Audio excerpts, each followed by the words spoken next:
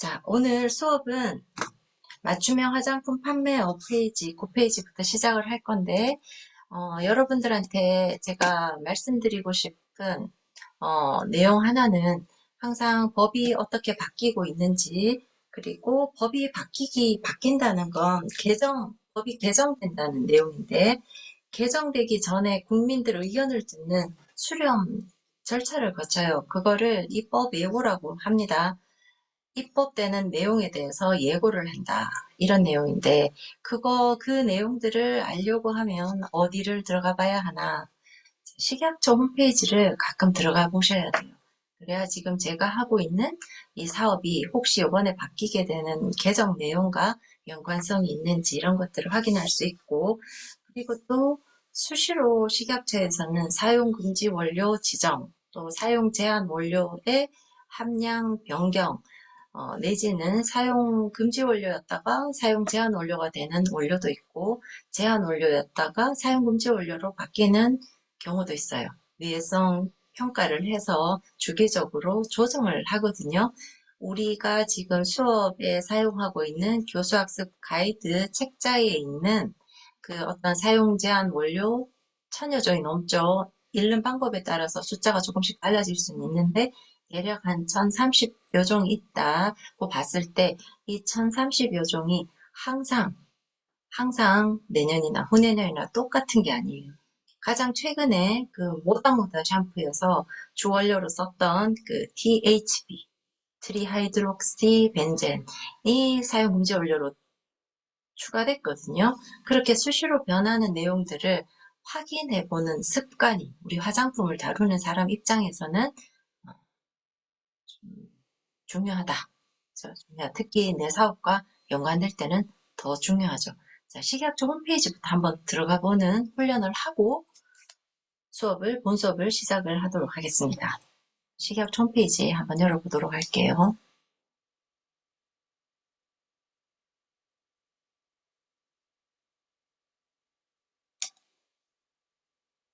자, 아직 화면 공유는 안 되고 있습니다. 잠시만요. 식약처 홈페이지 들어가서 공유를 다시 하도록.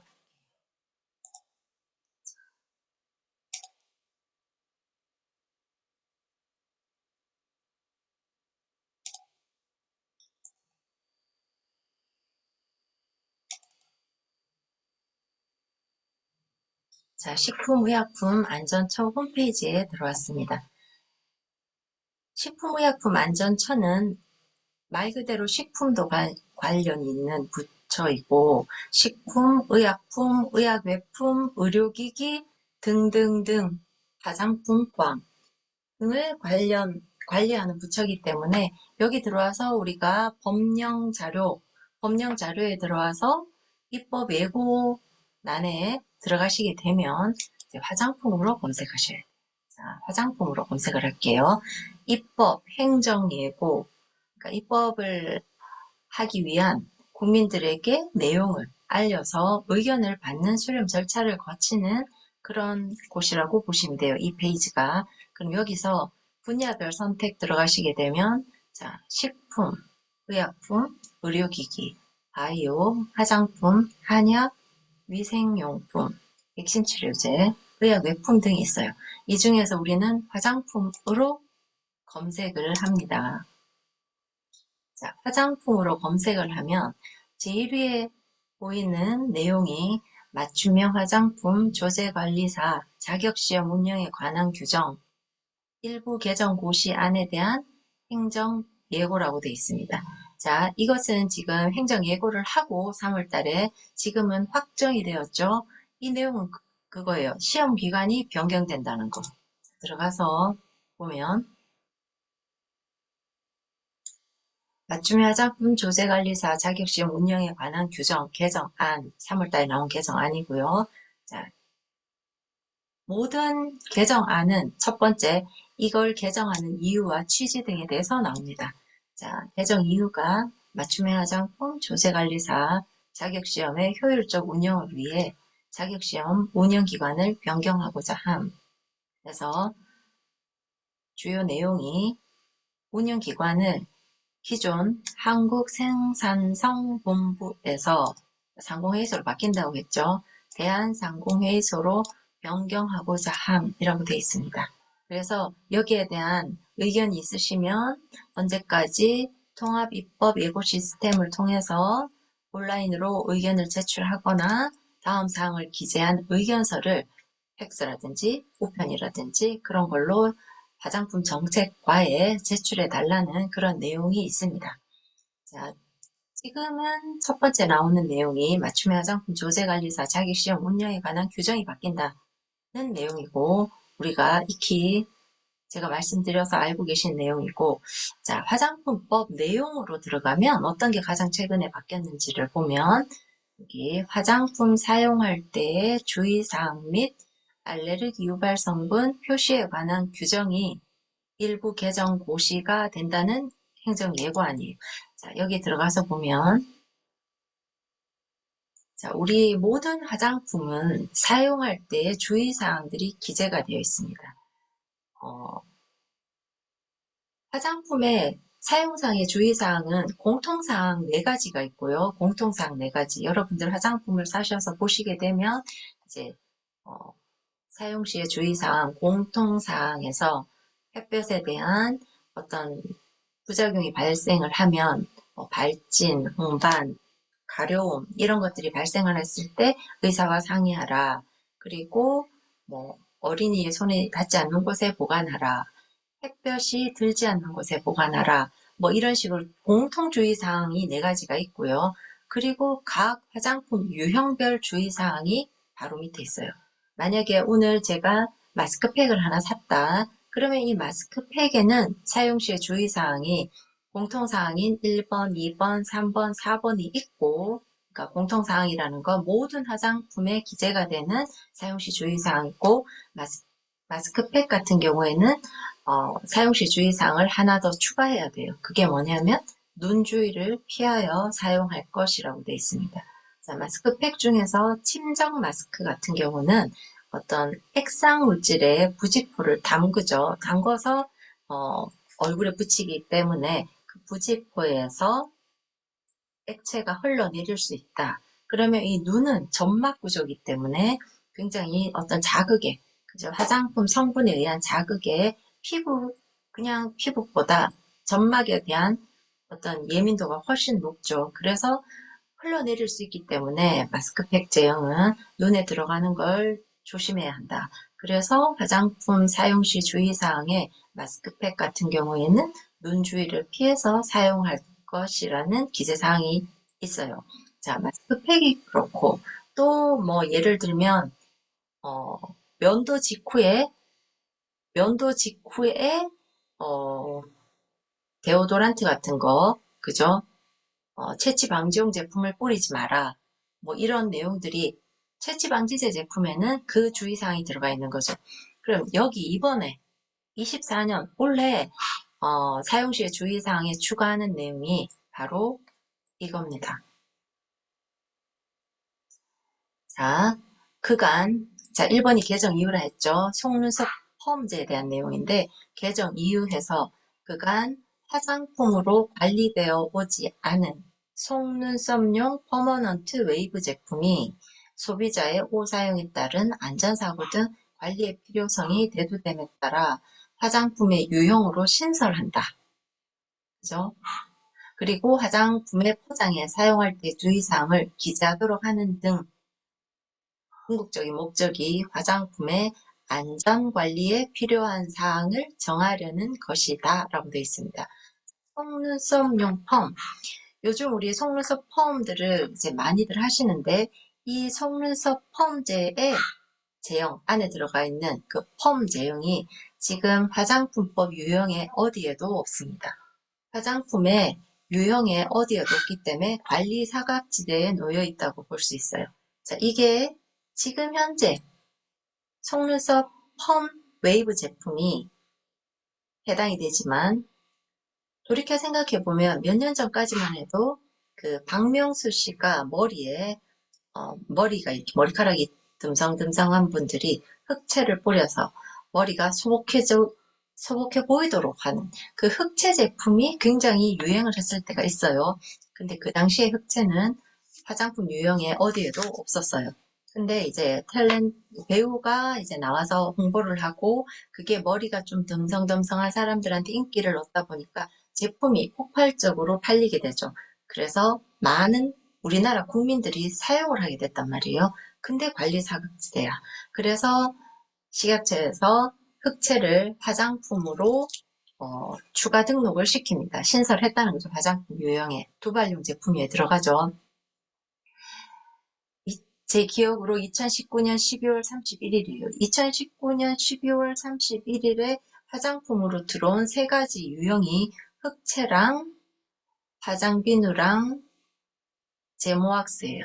제모왁스도 네일샵에서 털을 제거하는데 쓰이는 어떤 왁싱 제품이었는데 화장품 유형에 들어와 있지 않았어요.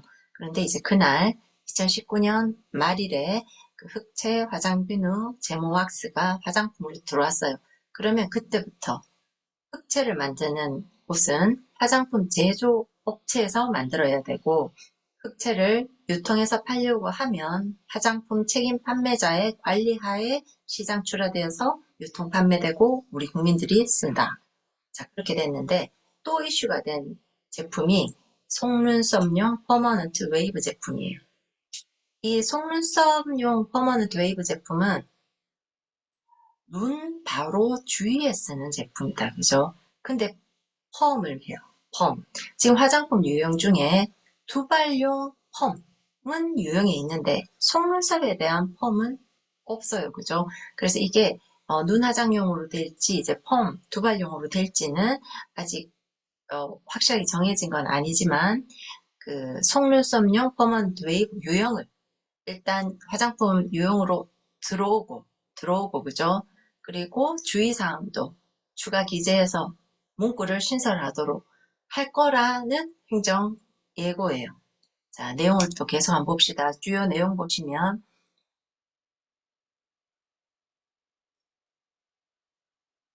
나에 해당이 되겠네요. 속눈썹용 퍼머넌트 웨이브 제품의 유형과 사용할 때의 주의사항 신설 및 두발용과 속눈썹용 퍼머넌트 웨이브 제품을 구분한다.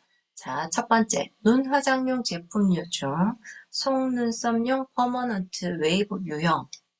자, 속눈썹용 퍼머넌트 웨이브는 두발용이 아니라 눈 화장용 제품류에 속하게 될 것이다. 그리고 사용할 때의 주의사항 기재 문구를 신설한다. 그리고 두발용 제품류 중 퍼머넌트 웨이브 유형을 자, 속눈썹에 하는 퍼머넌트 웨이브 유형과 구분하기 위해서 두발용의 퍼머넌트 웨이브, 기존의 퍼머넌트 웨이브라고 되어 있는 걸 헤어를 붙여서 헤어 퍼머넌트 웨이브로 한다. 그죠? 이렇게 바뀐다. 이런 게 입법 예고가 된다는 거예요. 그러니까 여러분들이 만약에 속눈썹 펌을 하고 있다. 그러면 제품을 이제 화장품 제조 공장에서 제조업 등록을 식약청에 하고 제조업을 하고 있는 공장에서 만들어진 속눈썹용 퍼머넌트 웨이브를 사용하셔야 된다는 거예요. 자, 이런 사항들이 입법 예고에 이렇게 들어와 있고 이것이 또 개정이 확정이 되면 법 시행령 시행규칙 요 규정에 가서 현행법을 보시면 되는 거예요. 현행법. 여기서 분야별 선택은 또 화장품을 하면 되겠죠. 그래서 이렇게 선택을 하면 자, 화장품법 시행규칙 일부 개정령 요건 이제 확정이 된 거예요. 우리가 법의 안으로 다시 들어왔거든요. 그럼 확정이 된 거다 해서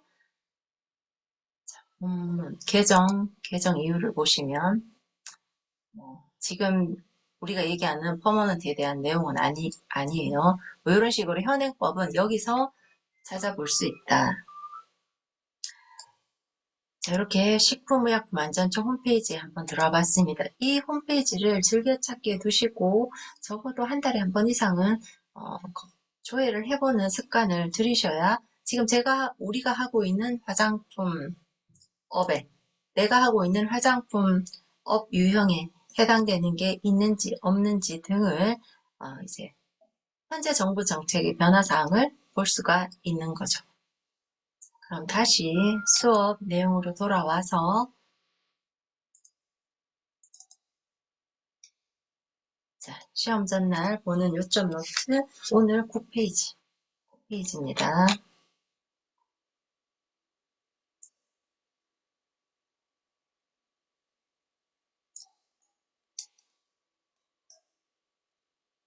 자, 맞춤형 화장품 판매업이란 무엇인가? 자, 맞춤형 화장품은 다음 강목의 구분에 따른 영업을 말한다 해서 가와 나 두 가지로 나뉘어져 있는데 가가 뜯어보면 두 가지 내용이에요. 자, 제조 또는 수입된 화장품의 내용물. 내용물이에요. 벌크. 내용물을 섞는다. 다른 화장품의 내용물을 혼합한다. 유형이 있고요. 또 제조 또는 수입된 화장품의 내용물에 식약처장이 정하여 고시하는 원료를 추가한다. 그렇기 때문에 첫 번째는 내용물과 내용물.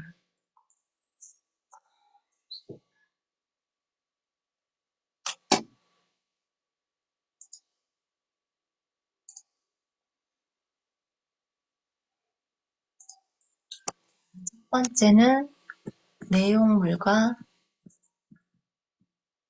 내용물을 혼합한다. 두 번째는 내용물과 원료를 혼합한다. 그리고 세 번째가 나예요. 나. 소분한다. 소분하는 힘. 내용물과 내용물을 혼합하고 내용물과 원료를 혼합하고 그리고 소분하는 행위를 하는 판매업이에요. 이게 바로 맞춤형 화장품 판매업이다. 자, 맞춤형 화장품 판매업에 사용되는 내용물은 벌크 제품류라고 말씀드렸습니다. 벌크 제품류 지난 시간에 설명을 드렸던 내용을 잘 상기시켜 보시면 자, 벌크라는 건 1차 포장이 되기 전에 내용물에 완성된 내용물. 그러니까 우리가 이런 식으로 크림을 하나 사게 되면 이 크림 1차 포장 용기, 내용물과 닿는 용기의 포장까지 돼버리면 이거는 완성품이에요. 완성품 이전에 이렇게 개별 포장되기 전에 내용물을 벌크라고 합니다. 그 벌크를 여기서는 내용물이라고 보시면 돼요. 벌크예요. 벌크 제품. 그러면 제가 어제 맞춤형 화장품 베이스를 제조업체로부터 공급받아서 이렇게 내용물만 걸어서 넣었어요. 세라마이드 5000ppm 크림이에요.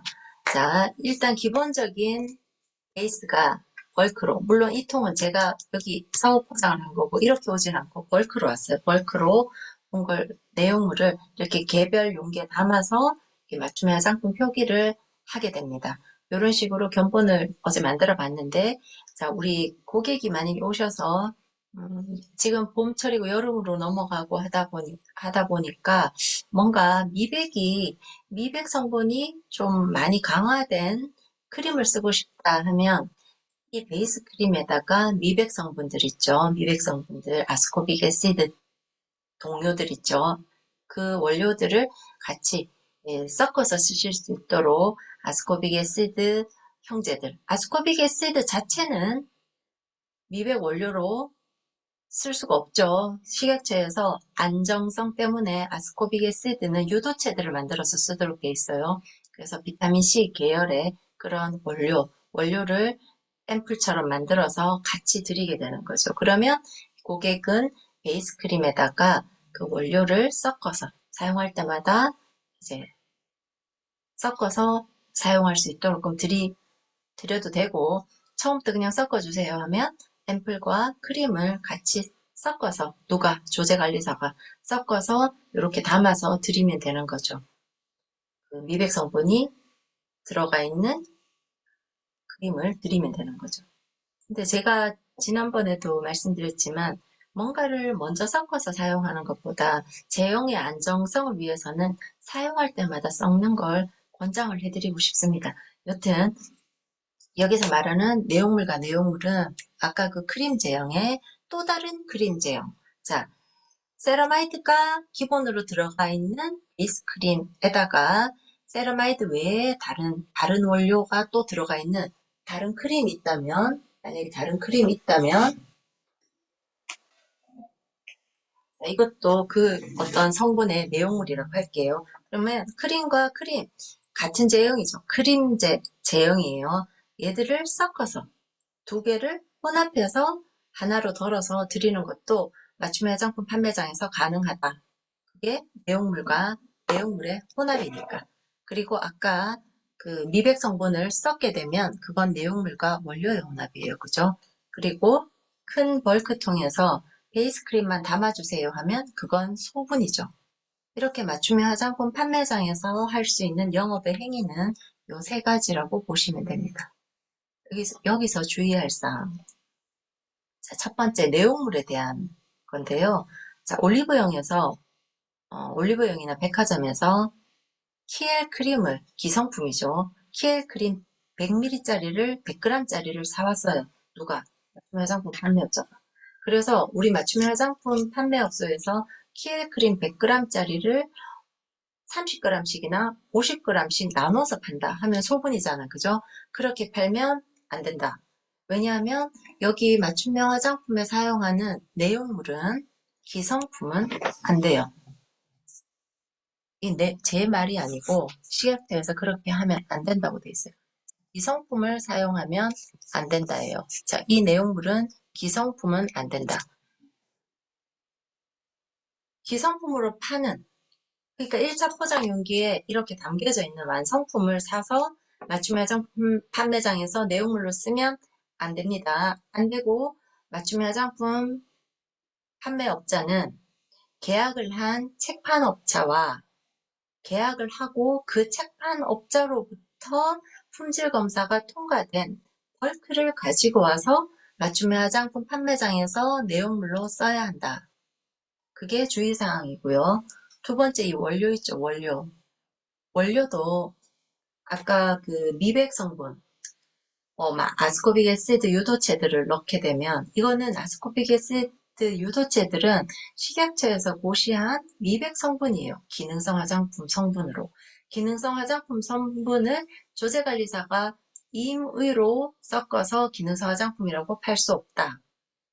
아직도 우리나라에서는 맞춤형 화장품 판매업자는 기능성 화장품에 대한 심사 신청할 권한이 없습니다. 지금 기능성 화장품으로 심사를 받거나 신원료는 심사받죠. 그리고 그 기존에 정해져 있는 식약처에서 리스트화된 성분을 기능성 화장품 쓰려고 하면 보고서를 제출해야 되죠. 자, 심사 신청을 하거나 보고서를 제출할 수 있는 권한은 화장품 제조업자, 그리고 책임 판매업자, 그리고 대학교 또는 연구기관 등이에요. 이 그룹밖에 없기 때문에 아직 맞춤형 화장품 판매업자는 그럴 권한이 없습니다. 그래서 맞춤형 화장품 판매업자가 미백 성분이나 주름 개선 성분, 자외선 차단제 성분 같은 기능성 성분을 사용하고 싶을 때는 바로 계약을 한 책임 판매업자 있죠. 책임 판매업자가 이미 기능성으로 심사를 받거나 기능성 성분으로 보고서를 제출한 그 레시피대로 가져와서 그대로 해야 돼요. 그러니까 책판업체를 통해서 이런 기능성 원료를 넣을 수 있다. 임의로 기능성 원료를 추가할 수는 없다. 그거 중요하고요. 또 원료 중에서 보존제 같은 거 임의로 못 넣어요. 조제관리사는. 보존제를 임의로 넣으면 과용 또는 오용의 소지가 있습니다. 그래서 이미 받아오는 내용물, 이미 받아오는 원료에 그 자체에 보존제가 들어있기 때문에 조제관리사는 임의로 보존제를 추가할 수는 없도록 돼 있어요. 자, 그거 기억하셔야 되고요. 자, 3번 소분으로 넘어와서 기억해야 될 것은 자, 소분을 하게 되면 화장품을 나뉘어서 판다는 건데 나누어서 양을 큰 양에서 적은 양으로 잘라서 덜어서 하는 게 소분인데 이 소분에서 제외되는 맞춤형 화장품은 바로 화장비누예요.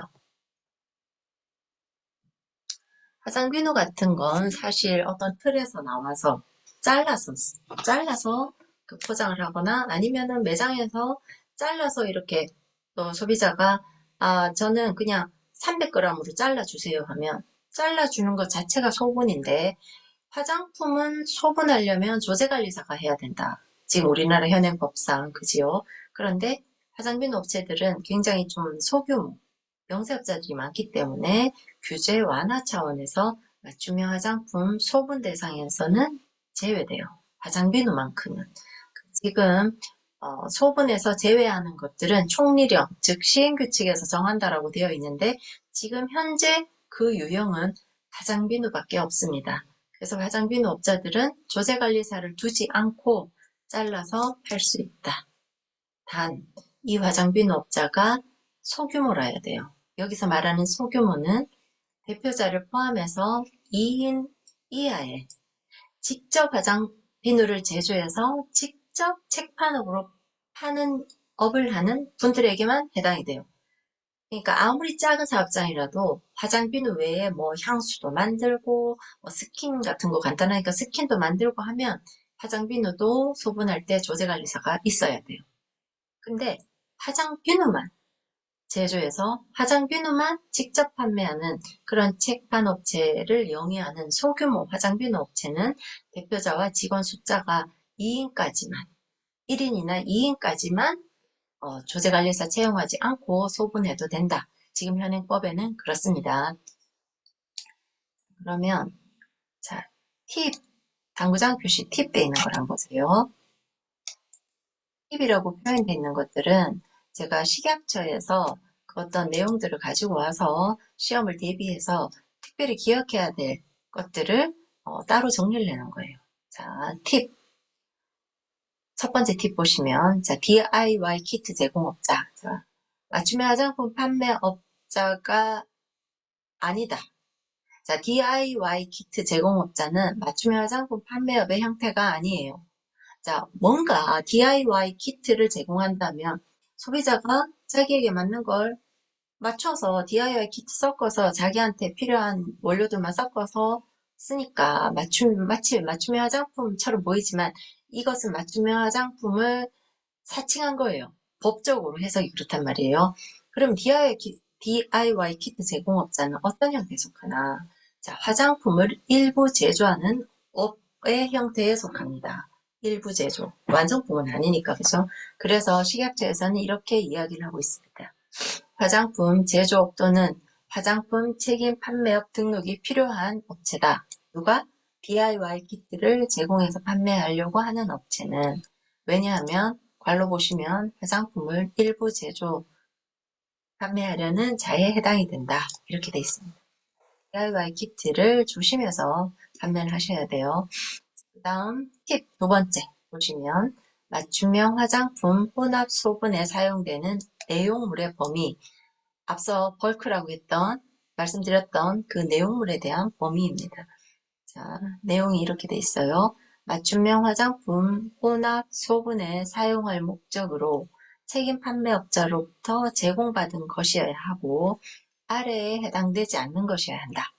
그 아래의 첫 번째가 화장품 책임 판매업자가 소비자에게 그대로 유통 판매할 목적으로 제조 또는 수입한 화장품, 즉 성품. 아까 올리브영에서 키엘 100g짜리를 사서 30g씩 나눠서 판다는 게 안 된다는 게 이 식약처의 답변에 근거를 한 겁니다. 그 다음, 이것도 참 많이들 하고 있으신데 불법이죠. 자, 판매의 목적이 아닌 홍보 및 판매 촉진을 위해서 미리 소비자가 시험 사용하도록 제조 또는 수입한 화장품, 즉 견본품이에요. 기매품. 기매품 말 그대로 판매하는 게 아니다라는 뜻이죠. 견본품 우리 받아서 그거를 판매하면 묶음 판매 같은 거 있잖아요. 인터넷 그런 거 식약처에 그 인터넷 판매 감시 방이 있어요. 인터넷에서 이런 식으로 묶음 판매를 한다든지 이런 걸 계속 적발해내는 팀이 있거든요.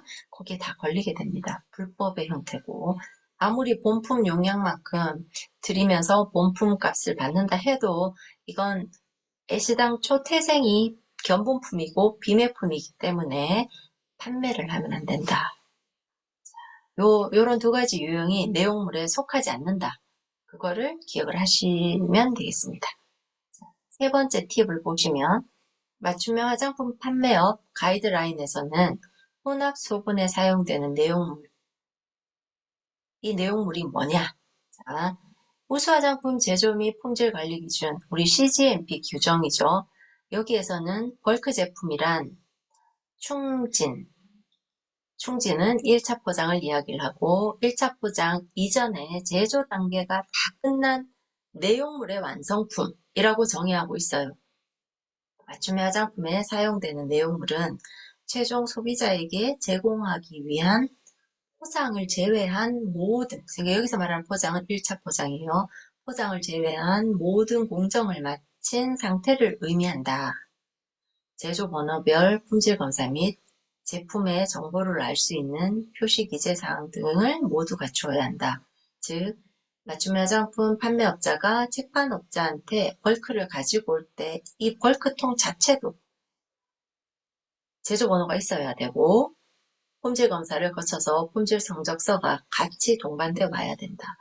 그런 품질 검사, 품질 성적서를 조세관리사는 검토를 할 필요가 있다. 이게 법에서 말하고 있는 내용들입니다. 네 번째 팁 보시면 시중에 유통 중인 화장품을 구입해서 맞춤형 화장품에 혼합 소분에 사용할 수 있는지의 여부입니다. 식약처 답변은 맞춤형 화장품에 사용되는 내용물은 맞춤형 화장품의 혼합 소분에 사용할 목적으로 화장품 책임 판매업자로부터 직접 제공받은 것이어야 하며 유통 중인 제품, 아까 올리브영, 그죠? 유통 중인 제품을 임의로 구입해서 맞춤형 화장품 판매장에서 혼합이나 소분의 용도로 사용할 수 없다라고 되어 있습니다. 자, 이제 맞춤형 화장품이 무엇인지에 대한 정의 파트가 정리가 되었는데요. 그 다음 이제 넘어가도록 하겠습니다. 그 다음에 어떤 정의는 실증 자료, 실증 방법, 인체 적용 시험 이런 것들이네요. 그냥 쭉 한번 보도록 할게요. 자, 실증 자료. 증명하는 실제적인 자료죠. 자, 뭘 증명해요? 자, 요즘처럼 미세먼지가 가득한 봄철에는 미세먼지를 차단하는 기능이란 말 표현을 하면 안 되고 기능성 화장품이 헷갈리니까 미세먼지를 차단하는 데 도움을 주는 그런 어떤 화장품이 있다라고 하면 미세먼지를 차단한 실제 증거 자료를 이야기하는 거예요. 만약에 우리 회사에서 그런 크림이나 어떤 화장품이 있다, 미세먼지를 차단할 수 있다라고 광고를 하고 실제적으로 광고하는 화장품 유형들도 있지 않습니까? 그죠? 이렇게 광고를 하고 싶으면 그 광고 내용에 대한 실제 증명 자료를 갖추어야 돼요. 어떤 식으로든 실험을 하고 임상을 해서 문헌을 찾아놓거나, 그죠? 그게 바로 실증 자료다. 자, 실증 자료라 함은 표시 또는 광고에서, 자, 표시는 화장품 용기에 표기하는 거고, 그죠? 광고라는 건 인터넷 매체, SNS 등 모든 매체를 활용해서 알리는 행위를 얘기하죠. 자, 똑같이 미세먼지 차단에 대한 화장품 용기의 미세먼지 차단. 이건 표시고, 인터넷이나 홈쇼핑이나 SNS에서 인플루언서에서 미세먼지 차단 효과가 있는 화장품입니다라고 얘기하는 건 광고예요.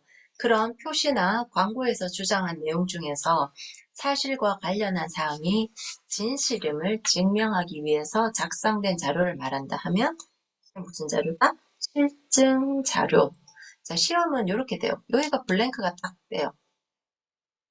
그래서 여러분들이 뒤에 내용을 읽고 여기 들어갈 단어가 뭔지를 객관식 답안지에 작성을 하셔야 되는 거죠. 시험에서는. 자, 시험지의 유형이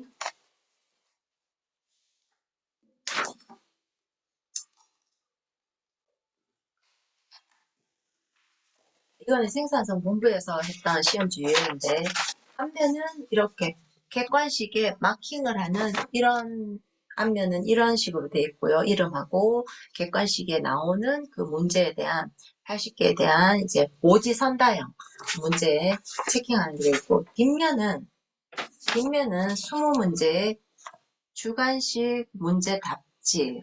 제가 항상 수업을 할 때 시험 칠 때 요령 첫 번째, 시험지를 받자마자 뒤쪽에 주관식부터 풀어라입니다.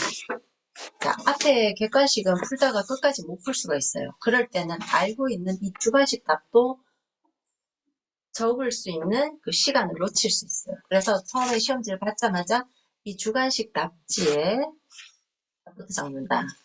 주관식은 알고만 있으면, 자, 이 실증 자료라는 단어를 알고만 있으면 객관식보다 더 쉬운 문제가 주관식이에요. 객관식은 출제자가 의도적으로 꼬우거든요. 헷갈리게끔 한다고. 근데 주관식은 내가 확실하게 알고 있으면 여기 기재하는 거 순식간에 기재할 수 있죠. 그래서 주관식부터 풀이를 하시라고 말씀을 드립니다. 첫 번째 팁. 자, 여기에 답란에 실증 자료라고 적는 거예요. 요 블랭크. 시험지에는 여기가 블랭크 돼 있겠죠. 요 실증 자료라는 요 난이. 그죠? 자, 그러면 자, 14번 다음으로 넘어갈게요. 자, 실증하는 실증 방법이라 함은 표시 광고에서 주장한 내용 중에서 사실과 관련한 사항이 진실임을 증명하기 위해 사용되는 방법들을 실증 방법이라고 한다. 그러면 이런 실증을 위해서 어떤 실험들을 하느냐. 자, 15번으로 넘어갑니다. 인체 적용 시험. 자, 15번은 인체에 직접 적용하는 시험이에요. 그리고 16번은 인체 외 시험. 여러분들은 여기에 답을 정확하게 적기 위해서 제가 단어를 또박또박 정확하게 읽는 이유가 이 단어를 토시 하나 틀림이 없이 정확하게 주관식 문제 답지에는 적으셔야 되기 때문에 그래요. 인체 적용 시험과 인체 적용 외 시험이 아닌 거예요. 자, 인체 적용 시험과 인체 외 시험인 거예요. 정확하게 기억하셔야 돼요. 인체 외 시험, 인체 적용 시험. 뭔지는 알 것 같아요. 인체 직접 적용하는 거, 뭐 패치 테스트 같은 거겠죠.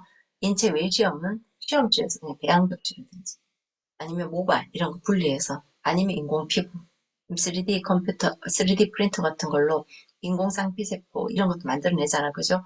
그런 식으로 인위적으로 인체가 아닌 다른 걸로 실험을 하는 거. 그걸 인체 외 시험이라고 하고 인체 적용 시험은 자, 인체 적용 시험에 대한 정의는 화장품의 표시, 광고 내용을 증명할 목적으로 해당 화장품의 효과 및 안전성을 확인하기 위해서 사람을 대상으로 실시하는 시험 또는 연구를 말한다. 만약에 이게 공란이면 여러분은 인체 시험이라고 적으시면 안 된다고요. 정확하게 인체 적용 시험이라고 하셔야 돼요. 인체 시험은 그냥 마루타죠. 마루타로 적으시면 안 돼요. 인체 적용 시험. 그러면 그거와 조금 대비가 되는 인체 외 시험은 어떤 것들인가? 실험실의 배양 접시, 인체로부터 분리한 모발 및 피부, 인공 피부 등 인위적 환경에서 시험 물질과 대조 물질 처리 후에 결과를 측정하는 것을 말한다. 자, 뒤에 설명이 이렇게 쭉 나오면 인체 외 시험이라고 답지에 적습니다. 자, 17번 시험기관. 시험기관은 시험을 실시하는 데 필요한 사람, 건물, 시설 및 운영 단위를 말한다. 자, 그 다음 18번 시험계.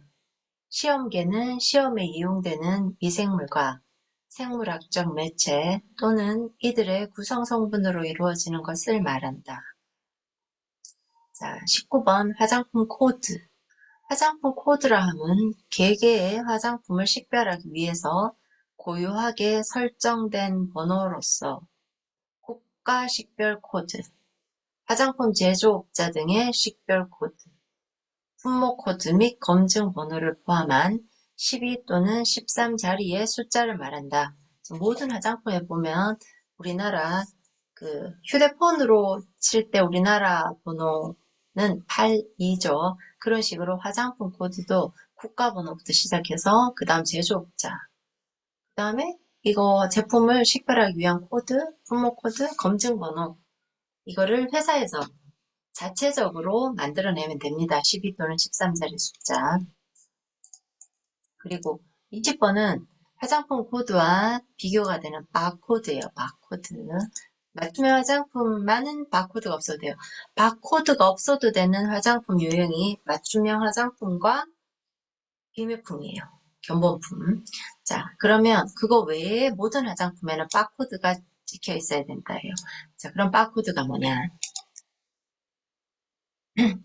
자, 앞서 얘기했던 19번의 화장품 코드. 화장품 코드를 포함한 숫자나 문자 등의 데이터를 일정한 약속에 의해서 컴퓨터에 자동 입력시키기 위한 다음 항목의 하나의 여백 또는 광학적 문자 판도 폰트의 글자로 구성되어 정보를 표현한 수단. 그래서 스캐너가 읽도록 만든 거죠. 스캐너가 평형막대 조합. 그죠? 막대기 이렇게 돼 있는 거. 자, 뭐 여러 종류의 폭을 갖는 흑백의 조화요. 백과 흑의 평형막대의 조합. 일정한 배열로 이루어져 있는 사각형 모듈 집합으로 구성된 데이터 매트릭스. 컴퓨터가 인식하기 위해서 이 제품이 어느 회사의 어떤 것이다라는 걸 인식하기 위한 우리 전 세계적인 약속이죠. 바코드라는 건. 자, 팁. 맞춤형 화장품은 바코드 없어도 된다. 그리고 또 한 가지. 기억하셔야 돼요. 이거는 시험 문제 나올 수 있으니까. 맞춤형 화장품과 또 뭐예요? 비매품. 아까 비매품은 팔아도 안 된다 했죠. 비매품, 같은 말로 견본품. 이 친구들은 맞춤형 화장품, 비매품, 견본품들은 바코드가 없어도 된다.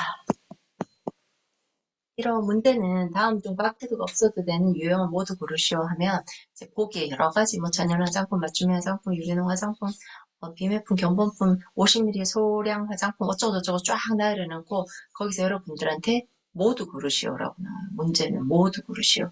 그래서 이 시험이 좀 어려운 게 딱 하나만 알면 되는 게 아니라 전부 알고 있어야 모두 고르고 그죠? 네, 그렇습니다. 그래서 이 바코드가 없어도 되는 건 맞춤형 화장품, 비매품, 견본품입니다.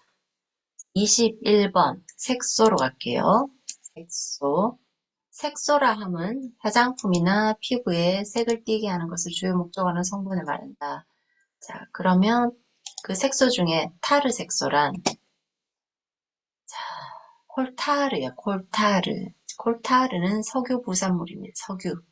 우리 천연 광물질 중에 석유에서 콜타르 성분이 정제할 때 가장 밑에 깔리죠. 그 콜타르에서 여러 가지 색소들을 얻어요. 우리 립스틱 재료라든지 이런 식으로. 자, 색소 중에서 콜타르. 그래서 타르 색소예요. 콜타르, 그 중간 생성물에서 유래되었거나 유기합성하여 얻은 색소 및 그 레이크는 타르의 또 어떤 다른 것들을 뭐 화학적 결합을 시킨 그런 색소를 이야기합니다. 레이크, 염, 해석제와의 혼합물을 말한다. 자, 문제에서 콜타르 나오면 그냥 타르 색소라고 기억하시면 돼요. 타르 색소. 23번 순색소. 순색소는 그냥 순수한 색소 기억하시면 돼요. 중간체, 희석체, 기질 등을 포함하지 아니한 순수한 색소를 말한다. 순색소. 자, 그 다음 24번 레이크. 레이크라 함은 아까 타르 색소 있죠? 이 타르 색소를 기질에 흡착하거나 공침하거나 단순한 혼합이 아닌 화학적 결합에 의해서 확산시킨 색소를 말한다. 레이크. 물에 녹기 쉬운 염료를, 자, 염료는 물에 녹기 쉬워요.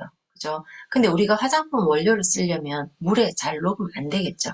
그래서 이래 물에 녹기 쉬운 염료를 알루미늄 등의 염이나 황산 알루미늄, 오타가 났네요.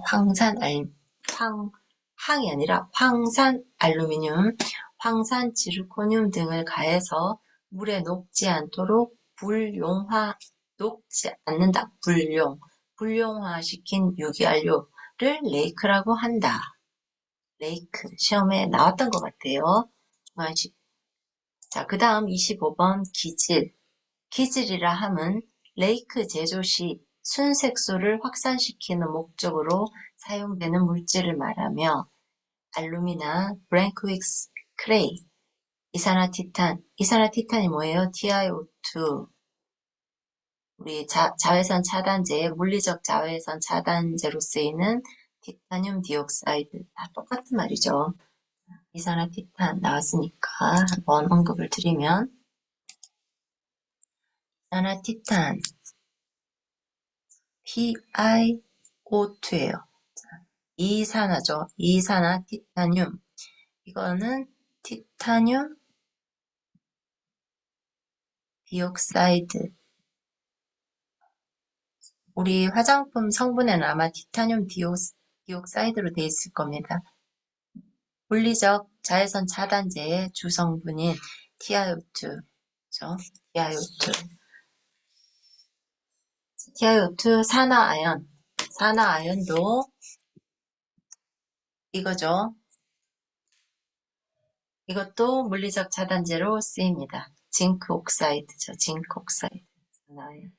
이산화티탄, 산화아연, 탈크, 로진, 벤조산 알루미늄, 탄산칼슘 등의 단일 또는 혼합물을 사용한다. 기질, 순색소를 확산시키는 목적으로 사용한다. 기질. 그 다음 희석제. 자, 희석제. 희석제라 함은 색소를 용이하게 사용하기 위해서 혼합하는 성분을 말하며 화장품 안전기준 등에 관한 규정, 별표 1의 원료는 사용할 수 없다. 자, 화장품 안전기준 등에 관한 별표 1은 당연히 사용 금지 원료입니다. 그 원료는 사용할 수 없다라고 되어 있어요. 당연한 얘기를 해놨네요. 자, 그 다음 이제 27번 눈주위라 함은 눈썹 아래쪽 피부, 눈꺼풀, 속눈썹 및 눈을 둘러싼 뼈의 능선 주위를 말한다. 라고 되어 있습니다.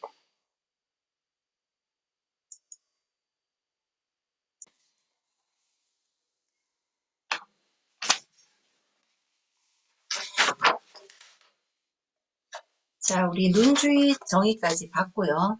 잠시 화면을 바꿨습니다. 이 식약처 홈페이지에 들어와서 바꾼 이유가 얼마 전에 제가 우편물을 받았거든요.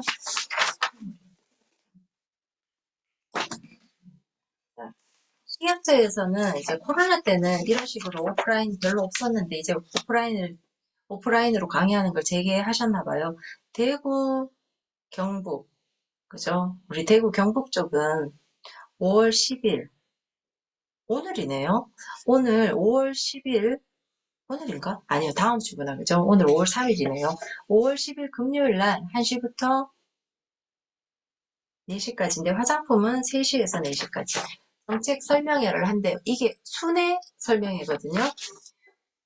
우리 지역에, 대구 경북 지역에 5월 10일 날 오시는 거고, 이미 이 내용이 인터넷에 식약처 홈페이지에 공개가 돼 있어요. 이 화면을 펼친 이유가, 우리는 조세관리사 시험을 대비하고 있고, 조세관리사 시험은 이때까지 보면 새로 바뀌는 내용 위주로 시험 문제가 많이 출제가 되어 왔습니다. 지금 생산성 공부에서 대한상공회의소로 시험 기간이 바뀌게 되면 출제 경향은 또 어떻게 바뀔지 모르겠어요. 마치 제1회 시험을 준비하듯이 해야 될 것 같은 느낌도 듭니다. 각 기관에서 꾸리고 있는 그 인력 풀이 다를 수가 있거든요. 그래서 약간 올해 시험 출제 경향이 굉장히 궁금하긴 한데 생산성 본부에서 했던 출제 경향보다 개선이 많이 됐으면 하는 바람은 저의 바람. 왜냐하면은 이게 출제하시는 분들이 그 자기 분야의 전문성만을 고려한 시험 문제를 내다 보니 이게 너무 조세관리사 시험에 너무 난이도가 높은 문제들이 아니요, 자주 많이 나왔었어요. 그래서 합격률이 굉장히 저조했습니다. 이때까지 대구 시험 외에 7회 시험 전부 8번의 시험을 쳤는데 거기에 난이도가 상당해서 어떤 해는 10% 합격률도 안 나올 때도 있었어요. 최저 한 3% 정도 나온 적도 있다는 그런 내부적인 내용이 있긴 한데 가장 합격률이 높았던 1회 시험만 봐도 30%대였거든요. 30%대 초반. 그래서 이게 시험 문제 난이도가 얼마나 높았으면 이게 저조할까. 그 좀 개선이 돼야 되는 방향이 필요하다. 왜냐하면 이 맞춤형 화장품에 대한 정책을 적극 추진하기 위해서 제도를 신설했고 이것을 장려하기 위해서 시험을 칠 수 있는 자격을 누구나 로 식약처에서는 정했단 말이죠. 근데 누구나 칠 수 있게 하면서 이제 시험 응시료는 10만 원으로 고액이고 다른 국가 자격증에 비해서 고액이고 난이도는 너무 높다 보니 이제 많이들 시들시들해지고 있죠. 국가 정책도 어쩌면 그리고 시험을 준비하는 우리도 어쩌면 약간 좀 시들해졌어요.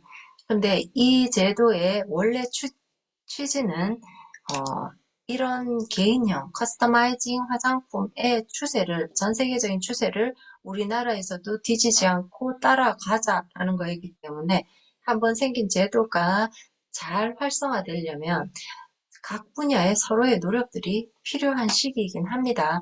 한 3년 정도 지났기 때문에 이제는 진짜 제대로 된 시험, 제대로 된 제도를 보여줌으로 인해서 활성화되는데 모두 정보면 정보, 우리 화장품 업계면 화장품 업계, 그죠?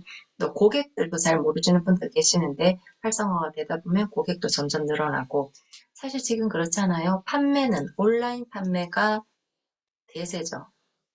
그러면 고객을 직접 매장으로 끌어오기 위한 그런 화장품 판매업의 형태는 맞춤형 화장품만 살아남을 것 같아요.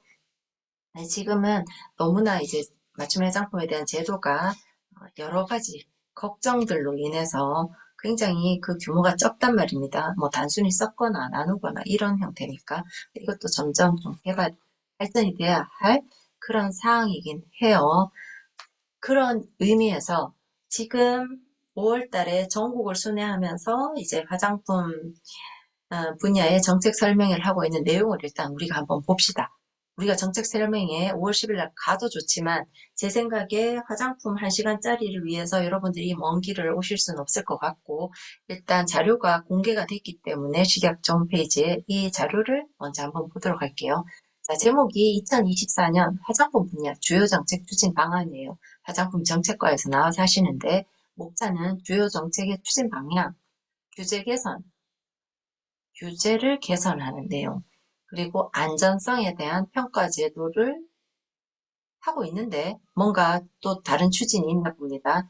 그리고 표시기재 관련 제도를 조금 바뀌나 봐요. 그거를 표시기재 관련 제도도 원래 있죠. 근데 이 표시기재 관련 제도도 뭔가 다른 게 도입되는가 봅니다. 그래서 내용을 보면 자, 올해 화장품 정책 어떤 방향으로 추진될까요? 주요 목표는 뭐 예, 산업 육성 지원. 화장품이 수출 품목으로는 효자 종목입니다. 코로나 때도 마찬가지였고, 계속 늘어나고 있는 그 수출 양의 어떤 평균을 내보면 화장품 분야가 굉장히 계속 발전하고 있는 분야는 맞거든요. 그리고 우리 지금 화장품은 중국을 벗어나서 동남아, 그리고 중앙아, 심지어 미국, 유럽까지, 일본까지도 진출하고 있죠. 우리 화장품이 진출할 수 있는 수출국은 굉장히 아직도 많이 저 세상 너머 넓게 분포해 있다. 그걸 따라잡는 건 우리 기술력의 문제겠죠. 중국은 이미 우리 기술 다 따라왔고, 우리는 더 좋은 기술로 세계를 화장품으로 섭렵해야 되죠. 그렇게 하기에 우리나라가 가장 좋은 게 K문화, K컬처의 영향이 굉장히 큽니다, 지금. 그래서 그 어떤 코리아 배우, 한국 배우가 사용한 화장품으로만으로도 광고가 굉장히 많이 되기 때문에 홍보. 그렇기 때문에 우리 화장품 산업은 잘 육성시키면 정말 수출 효자 종목으로서 장수할 것이다. 자, 주요 전략 그냥 넘어갈게요. 과학으로 더 신뢰받는, 그렇죠. 기술을 더, 어, 자, 누구나 언제나 원하는 대로 안전복지구현, 화장품 E-라벨 사업 등 표시 광고 개선, 화장품 E-라벨 시범 사업, 자원 절약 및 소비자 가독성 향상, 외부 포장 표시 기재 개선. 자, 소비자 안전 사용을 위한 화장품 맞춤형 관리. 자, 속눈썹용 퍼머넌트 웨이브 제품을 화장품으로 분류. 지난 시간 했던 내용이죠, 그죠? 속눈썹용 퍼머넌트 웨이브 제품을 아까 눈화장용으로 눈화장용으로 분류한다 했고, 지금 현재 두발 염색용에 있는, 그죠? 그거를 헤어 퍼머넌트 웨이브 제품으로 앞에 헤어를 붙여서 이 눈화장용에 있는 속눈썹용 퍼머넌트 웨이브와 분리를 한다. 뭐 그건 아까 우리가 입법 예고 사항에서 본 거고요. 현장의 기대를 현실로 만드는 규제 혁신, 규제 개선 및 산업 지원을 위한 상시 소통 창구, 점프업 K 코스메틱 지속 운영, 자동화기기를 이용한 연모제를 허용한다. 표시 광고되는 각종 인증기관 신뢰성 기준을 자유로 한다. 사용금지 원료에 대한 해제 신청 절차를 신설한다. 조제관리사 없는 화장품 리필 매장을 허용한다. 샴푸, 린스, 바디워시, 액체 비누를 조제관리사가 없는 화장품 리필 매장으로 허용한다. 자, 이렇게 되면 조제관리사가 없어도 소분해 줄 수 있었던 화장비누 외에 샴푸만, 린스만, 바디워시만, 액체비누, 액체비누가 바디워시 같은 거죠. 이런 것들도 허용한다. 조제관리사를 신설해놓고 리필 매장을 이렇게 허용하게 되면 환경부의 입김이 들어온 것 같아요. 환경부에 이제 제로웨이스트 샵에서 포장재가 없는 그런 제품들을 이제 소비자들이 와서 떠가는 거. 집에 있는 어떤 락앤락통 같은 걸 가지고 와서 제로웨이스트 샵에서 뭐 세탁 세제를 떠간다든지 이런 거 있거든요. 환경부에서 포장재가 폐기물로 버려지는 거를 방지하기 위해서 제로웨이스트 샵을 통해서 그렇게 소분해서 덜어갈 수 있는 제품들을 허용을 했었는데, 화장품 같은 경우에는 이 화장품법의 규제 때문에 덜어가는 게 불가능했단 말이에요. 제로웨이스트 샵 같은 데서. 근데 이제 그런 데서도 이렇게 리필 매장, 여기서 말하는 화장품 리필 매장에 제로웨이스트 샵도 포함이 되고 샴푸, 린스, 바디워시 같은 거를 이제 리필해서 가져갈 수 있도록 허용을 한다. 이거는 조세관리사를 활성화시키는 제도와 상충되는 부분이긴 합니다.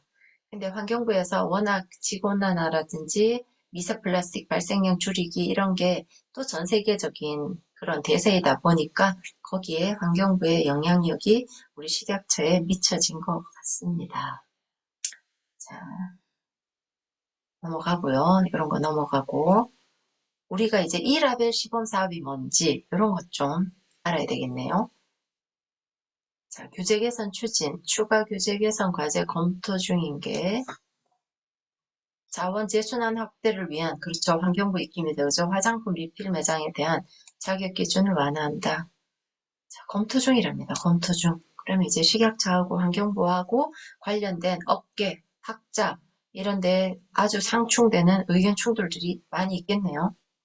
그 다음 안전성 평가제도. 이거 뭐 하고 있는데 안전성 평가제도. 이거 넘어갈게요.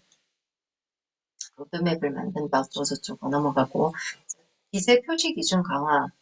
소비자가 화장품을 구매하기 전 기재 표시 사항을 확인할 수 있도록 관련 문헌을 보완한다.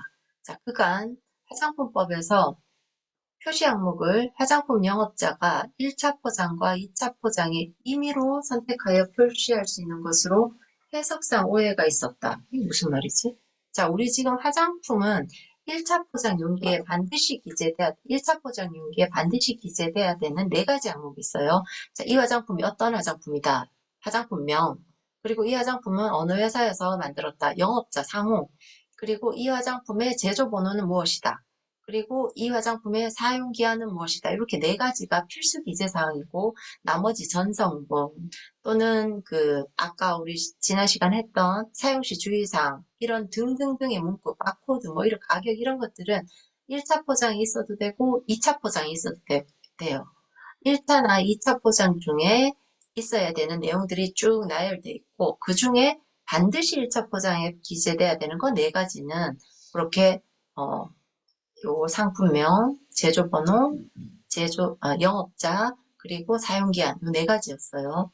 그래야 이게 화장품이 만약에 문제가 생겼다. 그럼 이 화장품하고 똑같은 벌크통에서 제조된 쌍둥이들은 회수 조치가 돼야 되거든요. 그 회수 조치할 때 화장품 껍데기 2차 포장 다 버리잖아, 그죠? 1차 포장에 있는 영업자 상호와 그 영업자의 제조번호로 회수 조치가 이루어지거든요. 그것 때문에 1차 포장에 반드시 기재해야 되는 1차 포장 4가지 종류가 있었어요. 사용기한은 소비자가 그 기한까지 볼 수 있어야 되니까 있는 거고. 자, 근데 이게 오해 소지가 있었다? 무슨 말인지 잘 모르겠습니다. 일단 넘어가 볼게요. 그래서 표시 세부 방안을 마련하겠답니다. 네, 그 어떻게 될지 한번 두고 볼 일이고요. 자, 외부 포장에 표시 기재하는 경우에 예외적 표시 방법. 아, 외부가 투명해서 기재 사항을 확인할 수 있는 포장, 단순 운송용 상자, 첨부 문서가 필요한 경우 등. 자, 그리고 표시 기재 간소화 품목의 정보 제공 방법. 지금도 표시 기재 간소화 품목, 그러니까 비매품이라든지 뭐 10ml 미만, 그리고 50ml 미만 이런 소용량은 그 용량별로 표시를 반드시 해야 되는 표시사항이 있고 여기에 다 표시를 못할 경우 왜냐면 50ml 같으면 통이 너무 작아서 뭘 다 표시할 수는 없잖아요. 그죠? 그럴 때는 이 회사, 제조회사나 책판업체 홈페이지에 그런 사항들을 기재를 해 놓거나 아니면 이 물건을 파는 판매장에서 리플렛 같은 책자를 둬서 소비자가 이 화장품에 들어가 있는 50ml짜리 작은 소용량도 전성분이 알고 싶다면 그 매장에서 찾아볼 수 있도록 책자를 비치하거나 그러니까 리플렛 비치하거나 이 자사 홈페이지를 통해서 알 수 있도록 돼 있어요. 지금 법에도. 근데 이거를 정보 제공하는 방법을 좀 새로운 걸 더 연구할 모양인가 봅니다.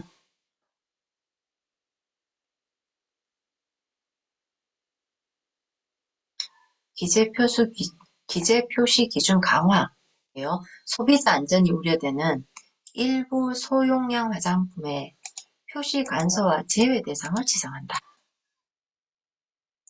기존 금방 말씀드린 거예요. 50ml 이하 제품은 일부 표시 사항을 생략해도 된다. 생략한다는 건 이 용기에 생략한다는 거지.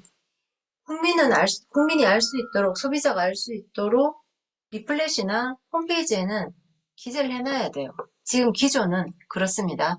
근데 개선, 식약처장이 정한 화장품, 네, 속눈썹용 펌제, 외음부 세정제 등은 표시사항을 전부를 기재하는 걸로 개선한다. 속눈썹용 펌제와 외음부 세정제 하면 딱 떠오르는 구분되는 어떤 단어가 생각이 날 거예요. 자, 점막이에요, 점막. 자, 이런 그냥 피부에 바로 적용하는 거 하고, 자, 속눈썹용은 안구, 점막에 닿을 수 있는 부분이죠. 그리고 우리 외음부 세정제 같은 경우는 내점막, 외음부라는 점막에 바로 영향을 줄 수 있는 물품이기 때문에 이렇게 점막에 영향을 주는 것들은 생략을 50ml 이하라도 생략하지 말고 기재를 전부 하라. 이게 식약처의 취지네요. 자, 여기는 제가 공감하는 부분이 있습니다. 우리가 점막이라고 하면 우리 피부하고 어떻게 달라요? 흡수에 있어서. 자, 피부는 표피층, 진피층을 거쳐서 이제 진피층 바로 밑에, 그죠? 뭐가 있어요? 혈관, 모세, 정맥, 모세, 동맥이 있어요. 그죠? 우리 진피층까지 혈관이, 모세혈관이 들어오죠. 근데 이 혈관까지 닿으려면 표피층도 다 뚫고 진피층으로 들어간단 말이에요. 근데 점막은 혈관이 바로 가까이에 닿아 있죠. 점막의 그 얇은 막 아래에 혈관들이 바로 닿아 있어서 즉 흡수가 굉장히 빠른 곳이다. 내점막, 안구점막. 외음부 세정제, 내점막 이런 것들은. 그래서 요즘 글루타치온, 필름, 입천장에 붙이는 거, 그 홈쇼핑에서 유행을 하고 있는 게, 그, 여에스더분의 포뮬라. 이렇게 필름을 붙임으로 해서 점막을 통해서 흡수가 되기 때문에 우리가 먹거나, 먹으면 사실 흡수가 제일 잘 안 되죠. 왜냐하면 음식물하고 다 섞여서 위장으로 들어가서 이게 또 소장에서 흡수가 돼서 이제 피줄까지 가서 이렇게 전달되려면 멀고 먼 길을 걸어야 되죠. 사실 먹는 건, 그죠? 근데 이제 피부에 직접 뭐 주사를 찔러서 이렇게 바로 들어가면 되겠지만 그런 건 위험하고 점막을 통해서 흡수를 시키는 게 사실은 가장 효율적으로 흡수를 시키는 방법이죠. 그래서 이렇게 외음세정제나 속눈썹용 폼제는 점막에 닿는 제품들일 수 있기 때문에 표시사항을, 그러니까 전성분을 모두 기재하라. 이렇게 바뀌나 봅니다. 네. 자, 표시 의무 강화 대상으로 속눈썹 폼제 외음부 세정제를 지정한다. 식약처장이 지정하여 고시할 수 있는 기재 표시 간소화 제외 대상 화장품으로 외음부 세정제와 속눈썹용 퍼머넌트 웨이브를 지정한다. 자, 외음부에만 사용하며 질내에 사용하지 않도록 할 것. 이건 벌써 생긴 22년도, 그죠? 2년 전에 생긴 주의사항이었어요. 그전에는 주의사항이 22년 6월 이전에는 외음부에만 사용하라라고 돼 있었어요. 그래서 뒤에 이 내용이 없었다는 거죠. 질내에 사용하지 않도록 할 것이라는 말이 없었어요. 근데 이게 왜 생겼느냐. 자, 우리 초창기에 나왔던 외음부 세정제 중에 질경이를 생각해 보시면 질경이는 이렇게 알처럼 생겼죠. 타이레놀 큰 거. 그런 형태예요. 그리고 원래 사용법은 물에 녹여서 쓰도록 돼 있었어요. 원래 사용법은. 왜냐하면 질병이라 이런 거를 질내에 바로 넣을 수 있는 행위는 의사들이 할 수 있는 의료 행위에 속하거든요. 근데 이제 그렇기 때문에 화장품인 질경이는 이렇게 녹여서 사용하라 이렇게 돼 있었어요. 근데 이게 잘 안 녹아. 실제적으로 써보면 잘 안 녹아요. 그래서 이제 정식으로 화장품 용기에는 그렇게 안 적혀 있지만 홈쇼핑이라든지 이제 광고를 하시는 이제 인플루언서나 이런 분들에 의해서 그 진례에 삽입해서 쓰면 더 효과적이더라고 얘기를 해왔었거든요. 공공연하게. 화장품은 그런 식으로 쓰면 안 되는데 원래 질정이라는 건 의사 처방에 의해서 이제 산부인과 의사가 이렇게 놓도록 돼 있는 거예요. 근데 워낙 이제 질경이가 규모가 커지기 시작해요. 이게 잘 팔리고 수출도 되고 막 이러다 보니까 이제 질내에 사용하는 걸 금지시키기 위해서 22년 6월 달에 화장품법에 주의사항이 이게 질내에 사용하지 않도록 할 것이 추가가 되죠. 그래서 그러면 외음부에만 사용하며 질내에 사용하지 않도록 할 것이라는 주의사항이 22년 6월 달에 신설이 되었는데 이거에 따라서 이 내용이 소용량 외음부 세정제도 반영되도록 조치했다. 이렇게 돼 있네요. 자, 속눈썹펌 외음부 세정제 주의사항이 더 강화가 됐습니다. 자, 속눈썹 펌제를 화장품을 지정한다라고 돼 있어요. 속눈썹용 퍼머넌트 웨이브 유형을 신설하고 안 자극성, 눈 점막 있죠? 안 자극성 등을 고려해서 가급적 자가 사용을 자제하라. 자가 사용 자제하라는 소비자 주의 문구가 신설이 된답니다. 그간 분류되지 않았던 속눈썹 펌제를 화장품으로 분류하고 소비자에게 주의사항의 안내 등 적정한 안전조치를 마련하는 차원이라고 합니다. 이 라벨 시범 사업은 어떤 것이냐? 소비자의 제품 선택에 필수적인 표시사항의 가독성을 높이는 한편 업계의 포장재 자원 절약 및 창의적 디자인을 위한 기재 면적을 확보한다. 주요 내용, 제품의 용기 포장에 주요 정보를 표시하고 이 라벨에는 모든 정보를 표시하여 전자적으로 제공한다. 자, 이 라벨 시범 사업은 뭐 바코드라든지 바코드가 아니라 그 어떤 코드가 있어서 용기에 그 코드를 휴대폰으로 찍게 되면 이 화장품 용기에 기재돼야 되는 내용들이 휴대폰을 통해서 볼 수 있다 이런 취지인 것 같습니다. 자, 1라벨 시범 사업을 24년 3월부터 25년 2월까지 1년 동안 시범사업으로 추진하는 거예요. 자, 시범사업 수요를 조사한 다음 참여업체 설명회를 하고 이 라벨 시범사업을 1년 동안 하고 필요하면 사업을 연장하고 결과 분석해서 법제화를 추진한다. 지금 당장 하는 건 아니네, 그죠? 이렇게 해도 이 라벨로 해도 별 문제가 없는지에 대한 시범사업을 1년 동안 추진을 한다는 내용입니다. 자, 이렇게 법이 뭔가 개정이 될 때 시범사업이 필요한 사업들이 있어요. 그러면 이 시범사업을 하기 위한 기간이 필요하죠. 그러면 요번에 이 라벨 시범사업은 1년의 기간을 두고 이제 추진을 한다. 시범적으로 써본 다음 평가를 해서 결과가 좋다 하면 전 국민을 상대로 한 법제화가 땅땅 이제 시행이 된다. 이 말인데, 자, 우리나라의 시범사업 중에 가장 오랜 시간이 걸렸던 건 바로 맞춤형 화장품 판매업이에요. 자, 맞춤형 화장품은 시범사업이 2년이었어요. 장장 2년. 그래서 2년 동안 뭐 아모레라든지 LG생활건강 좀 대기업들을 위주로 시범사업을 추진을 했고 이렇게도 특별한 문제가 없더라. 이렇게 돼서 실제적으로 2020년 3월부터 시행이 된 겁니다. 자, 이런 시범사업을 한다는 거고 더 자세한 내용들이 있네요. 자, 1라벨 시범사업의 내용 점포 민간협의체를 통해 대상품목 및 사업 의견을 조율한 다음 주요 정보는 제품에 모든 정보는 이 라벨을 통해서 제공한다. 자, 현행은 이런 표시사항들이 있어야 돼요. 이런 표시사항들. 화장품 명칭, 영업자 상호, 전성분, 용량, 제조번호, 사용기한, 가격, 기능성 화장품이라는 글자, 사용할 때 주의사항, 바코드, 기능성 화장품 효능 효과, 어쩌고저쩌고, 성분명의, 제품명의 포함시, 함량, 이런 많은 것들이 있어요. 우리가 수업을 하면서 조금 더 볼 건데, 이 내용들 중에 까만색으로 표시된 부분들이, 그죠? 이 라벨 대상으로 넘어간다는 거네요. 화장품 명칭, 영업자 상호, 어쩌고저쩌고. 이렇게 되면 이 의사회에서도 또 난리 날 것 같은데요. 의사회에서는 우리 기능성 화장품 중에서 우리가 공부했던 거 있죠. 질병의 예방 및 치료를 위한 의약품이 아니다 라는 문구를 반드시 이 화장품 용기에 기재를 하도록 돼 있었는데 이거를 이 라벨로 전환한다 하면 제 예상에 약사계나 의사계에서 또 어떤 반대 의견이 있을 것 같아서 요 10번 요거는 원래 현행대로 빠질 가능성이 있을 것 같네요.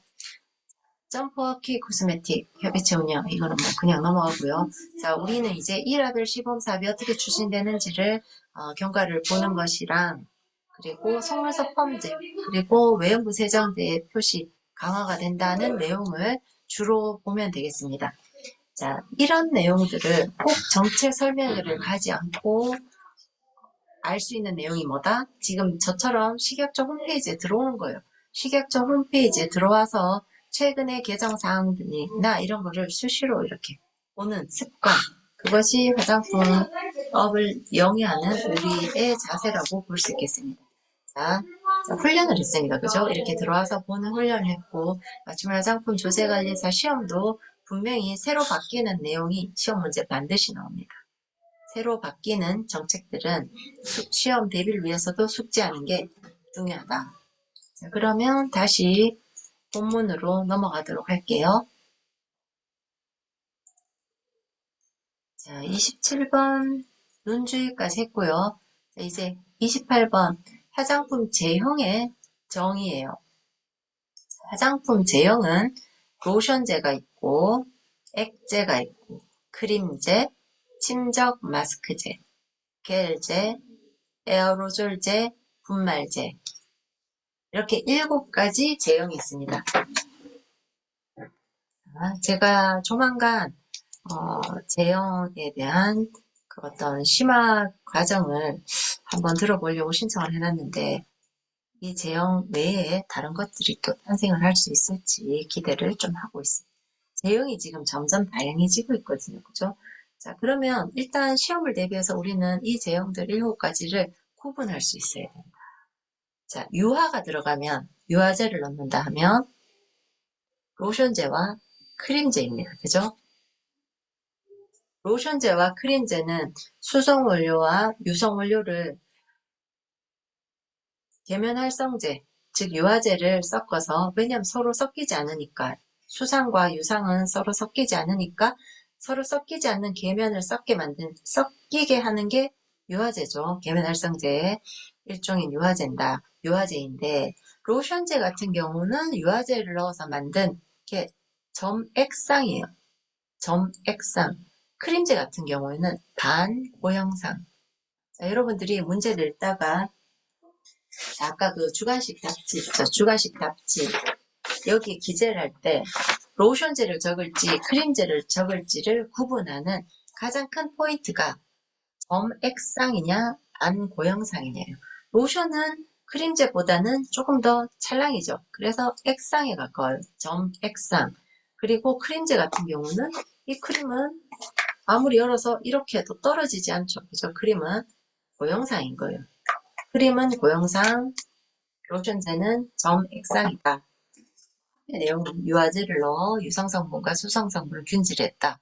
유화제를 넣어 유성성분과 수성성분을 균질했다. 이거는 로션이나 크림제나 같은데 점액상이면 로션제, 반고형상이면 크림제이다. 기억하셔야 되고, 자, 그 다음 화장품에 사용되는 성분을 용제 등에 녹여서 그냥 점액도 아니고 액상, 찰랑찰랑, 이거는 액제다. 스킨이나 향수 같은 거죠. 그죠? 액제. 자, 액제와 로션제와 크림제를 구분할 수 있습니다. 이제, 그죠? 그리고 그 다음은 개별이에요. 자, 침적 마스크제란 액제나 로션제나 크림제나 겔제 등을 부직포 등의 지지체에 침적하여 만든 것. 우리 마스크팩이죠. 마스크팩은 침적 마스크제라고 한다. 침적 마스크제. 그 다음 겔이 있어요. 겔. 액체를 침투시킨, 자, 유기분자 나와요. 분자량이 큰 유기분자. 방고형상, 겔제. 그죠? 겔제. 겔제의 대표적인 게 겔제의 형태와 가장 유사한 형태가 바로 그거죠. 알로에베라 겔. 알로에베라 겔을 상상하시면 겔제가 떠올라요. 알로에베라 겔이죠. 겔제예요. 방고형상의 유기분자에 액체가 침투됐다. 그죠? 그러면 겔제다. 자, 에어로졸제 볼게요. 에어로졸제란 원액을 같은 용기 또는 다른 용기에 충전한 분사체. 자, 에어로졸, 액화기체, 압축기체. 그 아베다의 온천수 스킨을 생각하시면 이렇게 누르면 이게 안개 포말상으로 쫙 나오죠. 쫙. 그게 에어로졸제예요. 액화 압축기체가 들어가 있기 때문에 한 번 누름으로 인해서 쫙 퍼지는 거예요. 에어로졸제. 기화의 원리를 이용한 제형이다. 그 다음 분말상, 미립상, 뭔가 가루가 들어갔어요. 가루. 그러면 분말제라고 한다.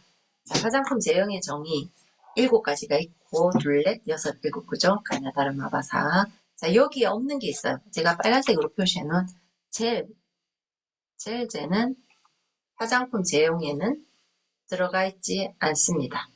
젤은 없어요. 자, 로션제, 액제, 크림제, 침적 마스크제, 겔제, 에어로졸제, 분말제 기억을 하세요. 자, 그 다음 용기 나옵니다. 용기. 밀폐 용기, 기밀 용기, 밀봉 용기, 그리고 차광 용기까지 있어요. 네. 용기까지 할 건데, 용기는 화장품법에서 다루는 용기는 바로 이 4가지입니다. 밀폐, 기밀, 밀봉, 차광이에요. 강도는 밀봉이 가장 셉니다. 자, 밀폐라는 건 고형의 이물이 들어가는 걸 방지하는 용기예요. 고형의 이물이 들어가는 것. 그 다음에 기밀하면 이제 고형뿐만이 아니라 액상까지 포함이에요. 그리고 밀봉하면 기체 또는 미생물까지 막는 거예요. 자, 밀폐 용기라 함은 29번 볼게요.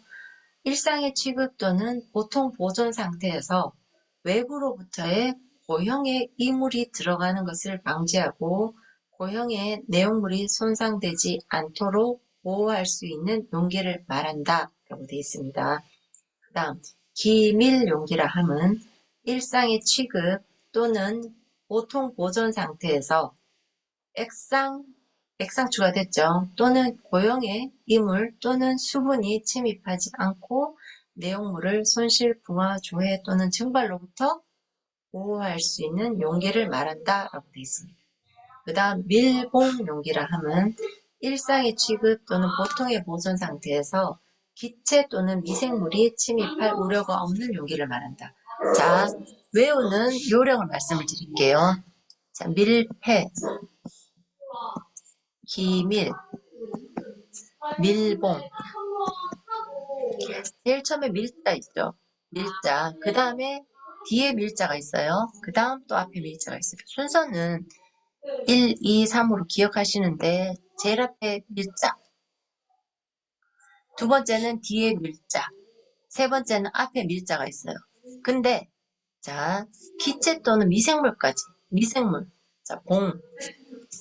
밀 적어 놓으시고 헷갈리면 그죠? 헷갈리면 시험지 여백에 밀 적어 놓으시고 첫 번째 밀이 앞에 들어오는데 밀패냐 밀봉이냐 모르겠다. 자, 일단 패다. 그다음 두 번째는 밀자가 뒤에 들어가는 거니까 기밀이다. 그리고 세 번째는 밀이 앞에 있고 봉. 그죠? 여러분 봉침이 벌침이죠. 뭔가 이 미생물 얼음 미생물은 아니지만 뭔가 생물이다. 그죠? 그래서 봉침을 생각해서 밀봉이 가장 센 용기다. 밀폐력이 가장 센 용기다. 그래서 이렇게 적어 놓으시고 고형 들어가면 1번, 액상까지 들어가면 두 번째, 그리고 미생물까지 들어가면 세 번째 용기라고 기억을 하시면 돼요. 이게 뒤에 여기가 블랭크가 되어 있고 뒤에 설명만 있으면 자, 뒤에 설명만 봅시다. 일상의 취급 또는 보통의 보존 상태에서 기체 또는 미생물이 침입할 우려가 없다. 아, 용기 이름 여러 가지던데 밀폐냐, 기밀이냐, 밀봉이냐 뭐지? 자, 헷갈리면 밀, 밀, 밀 이렇게 적어놓고 마지막에는 이제 봉침을 생각해서 봉 적어놓고 그러면 1번이 고형인데 이거는 봉이 아니고 밀폐구나. 2번은 밀자가 뒤에 있으니까 기밀이구나. 세 번째는 봉이 뒤에 있으니까 밀봉이구나. 그럼 1번은 고형, 2번은 액상, 3번은 미생물. 그러면 여기서 말하는 미생물은 밀봉에 해당이 되죠. 그래서 여러분들은 답지에 밀봉 용기라 적으시면 된다. 이게 요령이라는 겁니다. 자, 차광은 그냥 광선의 투과를 방지하는 용기래요. 그럼 너무 쉽죠, 이거는.